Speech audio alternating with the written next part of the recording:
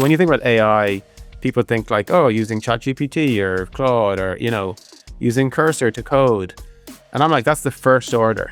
Like the second order is like, work is going to dramatically change. If history repeats itself, then we are at the beginning of a brand new revolution. On this segment from the Mind the Machine podcast, Paul Adams, Chief Product Officer for Intercom, explains that just like when cars replaced horses, AI is about to change the world in ways we can't even imagine. And the second and third order effects could be anything. Here, Adams explains that it's like we're back in 1999 before the internet became, well, the internet. I use the car analogy a lot, and I talk to you about second and third order effects. So I say to people like, the breakthrough invention of the combustion engine led to the car. And you can look at amazing photos of like Manhattan 10 years apart where it's all horses and carriages and it's like one car. 10 years later, all cars, like one horse and carriage.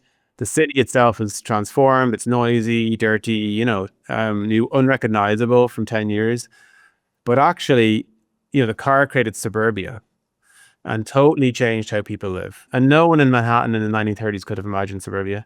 And then suburbia created shopping malls and changed how we shop. And then it could create McDonald's and the drive-through and, change how we eat, right? Funny, because you can argue these things are good or bad or, there was things like the anti-car movement, like horses are better. Like horses can go over hills. A car can't go over a hill, but my horse here can go anywhere, This is exactly what I think that perspective is like. It's okay. So everyone's then driving, but the network effects, I guess, or the ripple effects rather of, to changing how you eat from the invention of a device. So you think that that AI, we won't even understand how our world will change as a result of, efficient automation behind the scenes and in a generative sense. Like, you have any ideas about what that might look like? What would the far-reaching effects, what would that be? I think it's impossible to predict. Like, I can kind of speculate in a second, but here's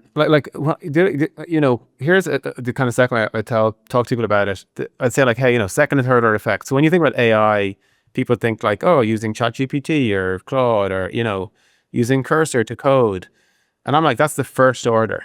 Like the second order is like, work is going to dramatically change. So that's going to be a big, and I think it's going to be huge. I think it's going to be as big as the internet.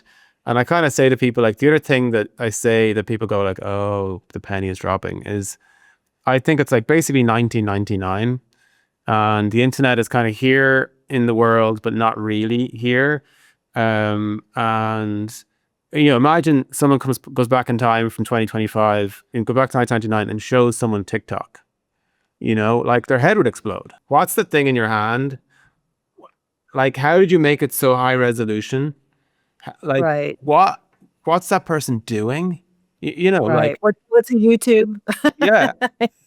And then they're like, wow, that thing is like 30 million views. These people are used to like going to Walmart or Tesco or, buying stuff in real life. So I think it's like impossible to know, but I do think like work is really going to change.